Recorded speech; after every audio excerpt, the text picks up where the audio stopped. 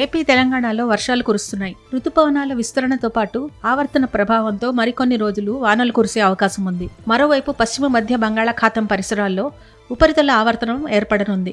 దీని ప్రభావంతో నైరుతి రుతుపవనాలు మరింత చురుకుదనం సంతరించుకోనున్నాయి. ఫలితంగా పలు చోట్ల తేలికపాటి నుంచి మోస్తారు వర్షాలు, కొన్ని చోట్ల భారీ వర్షాలు కురవనున్నాయి. ఏపీలో పార్వతీపురం, అల్లూరి, అనకాపల్లి, కాకినాడ, కోనసీమ, తూర్పుగోదావరి, పశ్చిమ గోదావరి, ఏలూరు, కృష్ణా, గుంటూరు, పల్నాడు, ప్రకాశం, నంద్యాల, అనంతపురం, సత్యసాయి, తిరుపతి జిల్లాల్లో ఓ మోస్తరు వర్షాలు కురుస్తాయని ప్రకటించింది ఐఎండీ. అలాగే తెలంగాణలో కూడా పలు జిల్లాలకు వర్ష సూచన చేసింది వాతావరణ శాఖ. హనుమకొండ, ములుగు, భద్రాద్రి, ఖమ్మం జిల్లాల్లో ఓ మోస్తరు నుంచి భారీ వర్షాలు కురుస్తాయని చెప్తోంది. ఖమ్మం జిల్లా సత్తుపల్లిలో కుండపోత వర్షం కురిసింది. భారీ వర్షానికి సత్తుపల్లి ఓపెన్ కాస్ట్ గనుల్లో బొగ్గు ఉత్పత్తికి ఆటంకం ఏర్పడింది.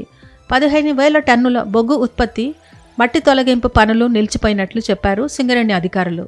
దాదాపు 10 సెంటీమీటర్ల మేర వర్షం కురవడంతో సత్తుపల్లిలో అనేక ప్రాంతాలు జలమయమయ్యాయి. లోతట్టు ప్రాంతాలతో పాటు రోడ్లపైన పెద్ద ఎత్తున నీరు నిలిచిపోయింది. అటు సత్తుపల్లితో పాటు పెనుబల్లి, కల్లూరు మండలాల్లో కూడా కుండపోత వర్షం కురిసింది. కొమురం భీం జిల్లా కాగజ్ నగర్ మండలంలో వర్షం దంచికొట్టింది. వర్ష బీభత్సానికి పెద్దవాగుపై నిర్మించిన అందవెల్లి బ్రిడ్జ్ అప్రోచ్ రోడ్ కొట్టుకుపోయింది.